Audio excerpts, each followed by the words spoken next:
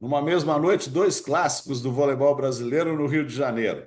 Enquanto o Sesc Flamengo e Gerdau Minas se preparavam para jogar no Maracanãzinho, ali perto no ginásio da Hebraica, Fluminense recebia o Osasco. Osasco vindo de uma derrota para o Gerdau Minas, o Fluminense numa campanha muito boa, mas ainda precisando se firmar. Tem gente que ainda duvida que o Fluminense vá manter a qualidade de jogo que está tendo, mas a verdade é que o Fluminense comprovou que está numa ótima fase. Venceu por 3-2 o atual campeão da Superliga, perdeu um primeiro set por 26-24, que daqui a pouco a gente vai falar dele, venceu o segundo por 27-25, o terceiro por 25-22, perdeu 25-21 e o quarto, foi para o tie-break e colocou 15-9 nas costas das paulistas. A MVP, a ganhadora do Viva Vôlei, foi a Ariane. A Ariane, nos momentos decisivos, foi quem pôs a bola no chão, bolas mais difíceis, e não podemos falar que não foi um jogo em que o controle emocional de todas as definidoras foi testado, né? Não posso começar falando desse jogo sem falar do primeiro set. Primeiro set, o Fluminense vencia por 24-16. Quem não assistiu, quem não leu as redes sociais aí que bombaram essa reação absurda do time de Osasco, vai ficar sabendo agora. 24-16, a Fabíola, levantadora do Fluminense, vai para o saque. Aí a Fabíola erra o saque, joga a bola para longe da linha lateral. O time de Osasco roda, a Gray vai para o saque e acreditem, o time paulista faz 10 pontos seguidos sem o Fluminense conseguir colocar a bola no chão. Eu, sinceramente, não lembro de um placar tão elástico no voleibol profissional de elite, como é a Superliga Brasileira, de alguém ganhar um set com essa diferença. Entre equipes gigantes, é muito difícil que isso aconteça. Acontece uma vez ou outra, quem viu, viu. Quem não viu, vai buscar que ainda tem alguns vídeos rolando aí dessa virada, os vídeos editados que dá para você ver rapidinho. Foram 10 pontos seguidos com a Fabíola na posição um, que teoricamente, só na teoria, é a posição mais forte, porque você tem a levantadora no saque e três atacantes na rede, né? Vai começar uma sequência com três atacantes na rede, três rodízios que vêm logo depois. Mas a verdade é que essa posição, a chamada P1, é um problema para todas as equipes do vôlei mundial.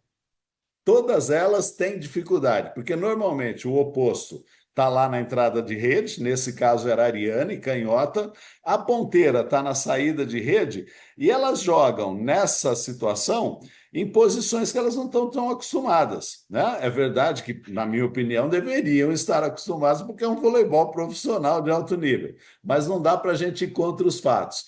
O Brasil, seleção brasileira do Bernardinho, lá na década de 90, ficou nessa posição, perdeu o set por causa disso. O Brasil, em 2004, eu estava lá no banco de reservas e também fiquei abismado porque a gente teve 24-19 para fechar contra a Rússia e perdeu o set num dos momentos mais tristes do vôlei brasileiro, né, em Olimpíadas. Eu, como técnico, também já passei por isso numa final de campeonato sul-americano. Perdemos um set porque o time não rodava com todas as substituições, pedidos de tempo possíveis.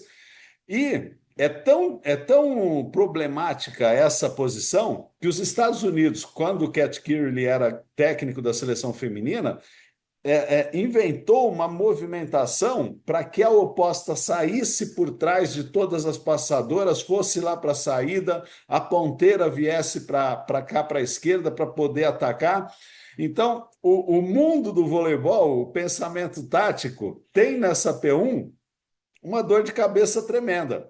E foi a vez do Fluminense, né? Foi a vez do Fluminense. Tanto que a própria regra foi modificada para facilitar as movimentações das atacantes quando a bola é lançada e não mais quando a bola é golpeada no saque. Saiu o lançamento, as jogadoras podem se movimentar. No feminino é mais difícil, porque o lançamento é mais baixo. mas é possível se adiantar um pouquinho. E o Fluminense empacou. E a verdade é que o primeiro set acabou com 26-24 para o time de Osasco, 10 pontos seguidos. E aí a gente pensa, caramba, depois de um set desse, o Fluminense vai desmontar, não tem mais moral para continuar, né? É o típico jogo em que o time que sofre a derrota baixa a guarda, porque fala assim, cara, não é possível a gente ter perdido. E até acordar para o jogo, às vezes, enfrentando uma equipe com o nível de Osasco, a partida já foi embora, né? Mas a verdade é que o Fluminense resolveu usar aquilo para se fortalecer. Joga o segundo set na frente o tempo todo, o time de Osasco acuado, como se o Fluminense não tivesse perdido daquela maneira. E acreditem, o Fluminense ainda toma a virada na reta final do set. Osasco faz 23-22. E aí, todos aqueles fantasmas do set anterior era para chegar, né? Novamente na cabeça das meninas do Fluminense. Para não bastar, nesse momento a Gray vai para o saque. Todo o cenário parecido, tudo para se repetir. E aí, Osasco faz 25-24 ainda, depois dos rodízios. O Fluminense vira e fecha o set em 27-25. Fecha o set como? Marcando a principal jogadora do time de Osasco. A Cunho, a oposta argentina, toma um bloqueio e na bola seguinte ela erra o ataque. Fluminense 1-1. Fantasma foi embora, Pesadelo foi embora.